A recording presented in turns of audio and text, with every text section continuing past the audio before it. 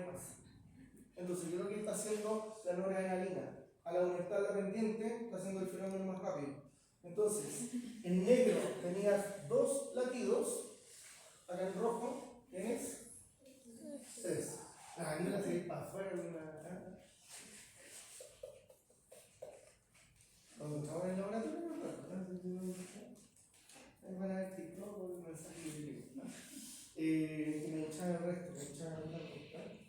Sin embargo, acá, ¿qué es lo que está sucediendo? En vez de tener 2 despolarizaciones que corresponderían a 2 latidos cardíacos, tenemos 1, verde. Eso es lo que está haciendo entonces el tono simpático y el tono parasimpático. El tono simpático aumenta las pendientes de las corrientes de despolarización de las células marcapasos y el tono parasimpático disminuye las corrientes de despolarización de las células marcapasos.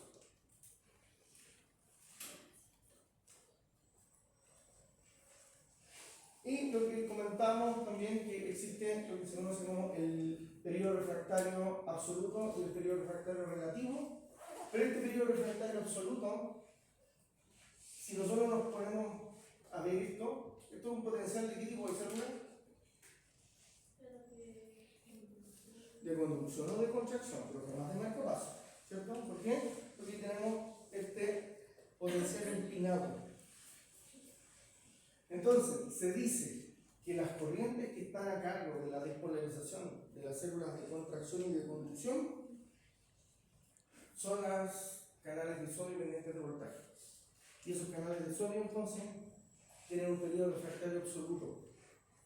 O sea que no te van a responder a otro estímulo inmediato. Vas a tener que esperarte. ¿Sí? Entonces, oiga, pero aquí no hemos terminado de repolarizar. No importa, ya los canales de sodio están listos como para poder volver a tener una despolarización. ¿Sí? Esa es la gracia y por eso el músculo cardíaco no tiene tétano. Cuando hablamos de eso, ¿no? Entonces, el tétano que era aumentar la frecuencia, aumentar, en tanto calcio que pareciera que tú no tuvieras relajación, solamente tuvieras una contracción. ¿Sí? José, estás con nosotros. Dale su señal. ¿No? ¿Jugar la Ouija? ¿No?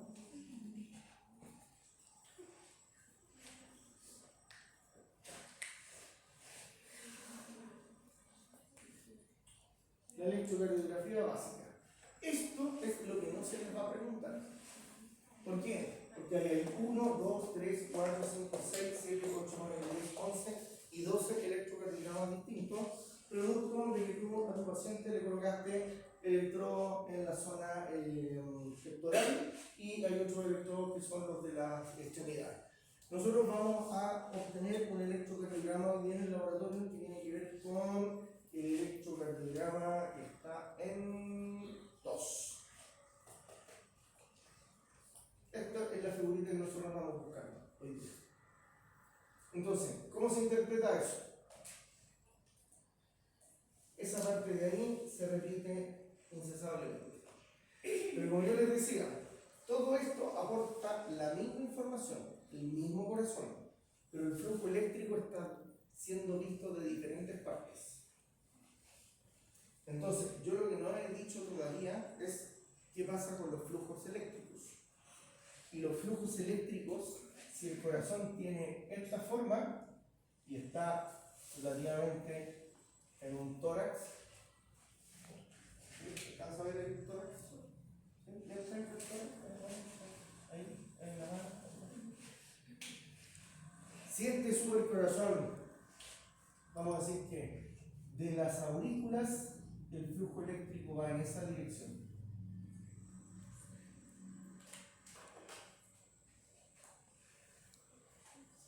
¿Y por qué dibujé 3? Porque lo primero que ve esta técnica es lo que está pasando acá en las aurículas. Y eso se le llama la onda P. ¿Sí?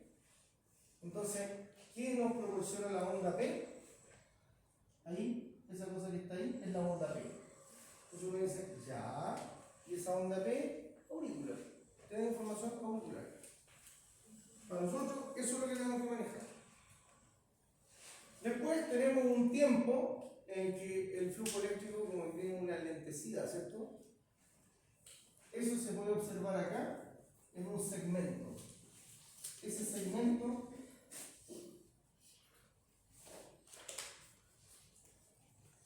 PR también se llama P. Y el segmento es plano. Ya voy a volver a darle énfasis a la situación. Después de ese segmento plano viene una cosa que es distintiva de los electros, que es la onda más prominente, la que tiene más voltaje. ¿Ya? Eso representa lo que se conoce como el QRS. ¿Y qué información del QRS? Despolarización de los ventrículos. O sea, podríamos decir que el electrocardiograma ya en este punto, esto es auricular y esto es ventrículo. Hasta que se repite nuevamente el ciclo. Mira, ahí hay otra onda P, otro QRS, y después del QRS viene otra onda que va para arriba que se llama la onda T, que vendría a ser esta. ¿Y qué información proporciona la onda T? Repolarización. Así que este es despolarización.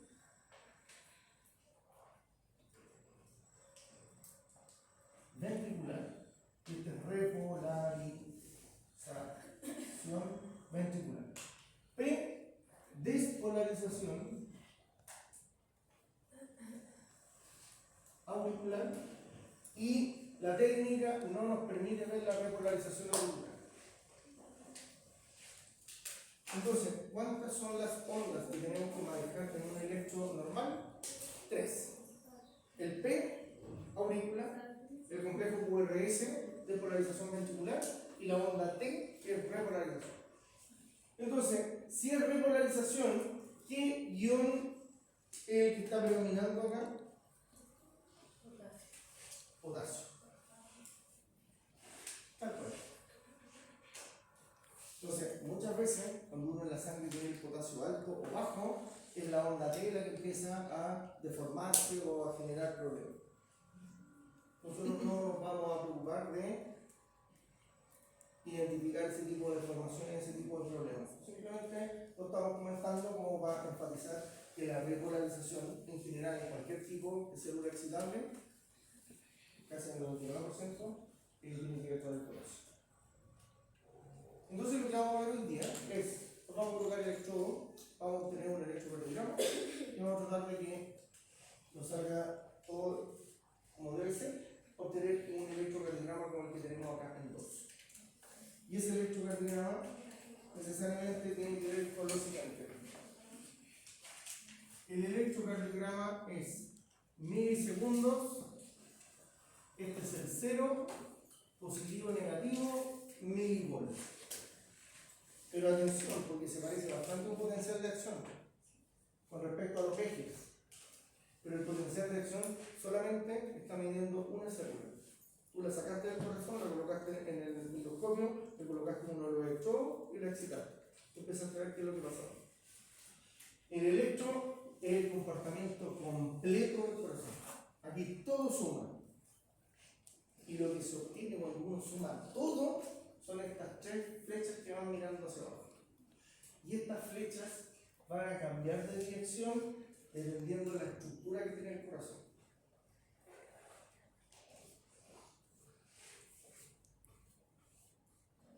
¿Sí? Afortunadamente, cuando uno tiene un corazón normal, con una estructura normal, las 3 flechas van para el mismo lado. ¿Sí? ¿Qué otra cosa importante mencionar acá? Me está quedando una que sí es importante de tener en consideración. Aprenderse esto de memoria. Los primeros miocitos ventriculares en despolarizar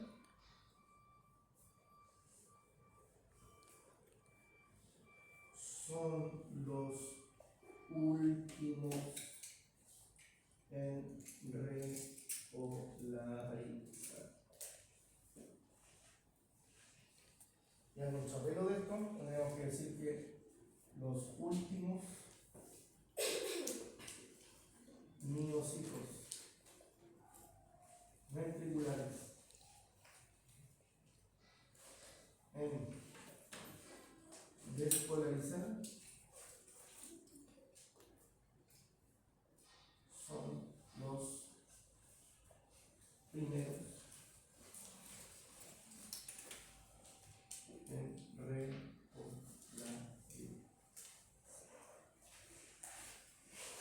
¿Tenemos claro con esa frase?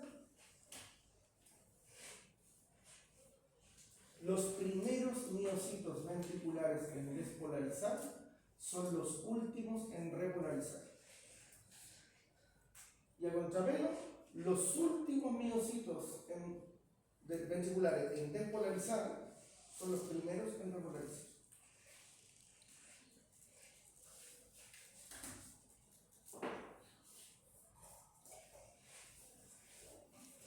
En el cristianismo hay una enseñanza que decía los últimos serán los primeros serán los últimos. Y dije, bueno, el maestro era un cardiólogo. ¿Ah? Mira, los primeros en hacerlo son los últimos y los últimos son los primeros. Entonces, ¿qué significa esto? Por favor, atención, mira, si nosotros tenemos la figura cardíaca con las dos aurículas y los dos ventrículos, ¿qué tendríamos que decir? Acá arriba están las marcapasos, ¿cierto? Y por aquí está el nodo aurículo ventricular, que sería como el segundo marcapaso. Pero es mentira, los marcapasos son los que están allá arriba. ¿Sí? Entonces, ya sabemos que el flujo eléctrico va en todas las direcciones y llegamos aquí, y aquí ¿qué nos dicen?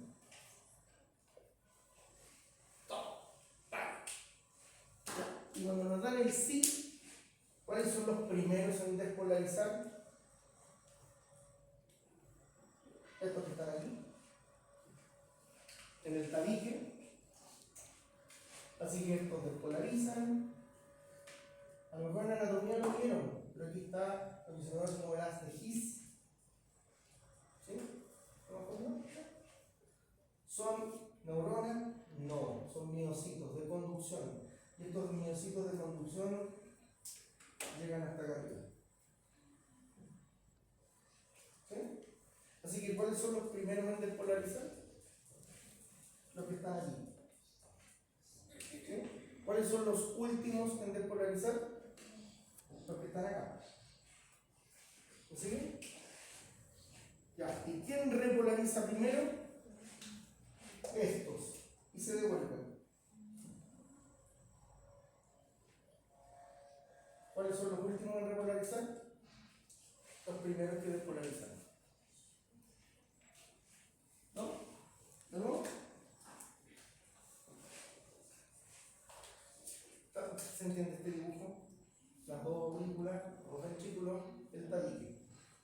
Si el flujo eléctrico llegó del nodo seno auricular al nodo aurículo ventricular, ya se contrajeron las aurículas. Ahora tenemos que permitir que se contraigan los ventrículos.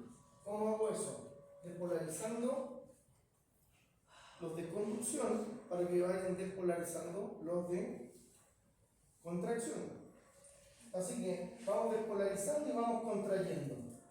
Y ahora viene la repolarización. ¿Cuáles son los primeros que repolarizan? Los últimos que se contrajeron. O sea, si estos fueron los primeros en despolarizar, son los últimos en repolarizar. Y si estos fueron los últimos en despolarizar, son los primeros en repolarizar. Eso es todo.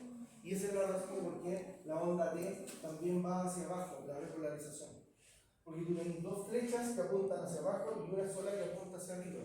Entonces, si tú sumas las flechas, dos para abajo y una para arriba, gana la que va para abajo. Por lo tanto, ahí queda la onda T de repolarización.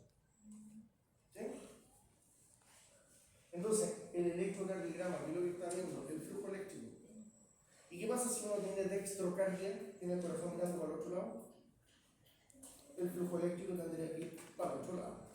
Así cuando tú colocas el electrodo de una persona con dextrocardia, va a haber puras cosas extrañas. Porque el flujo eléctrico, en vez de ir en esa dirección, desde arriba hacia abajo, de atrás hacia adelante, de izquierda a derecha, va por otro lado. Va de derecha a izquierda.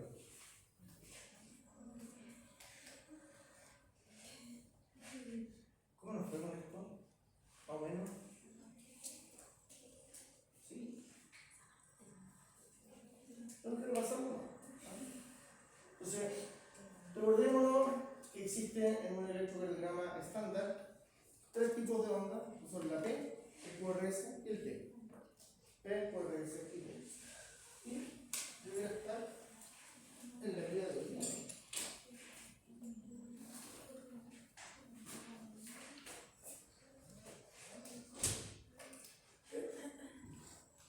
P, QRS, T. ¿Sí? Entonces, bárralo. Vamos a estar dándole lectura a esto. Vamos a hacer la actividad práctica y tratarnos de este electrocardiograma isotónico.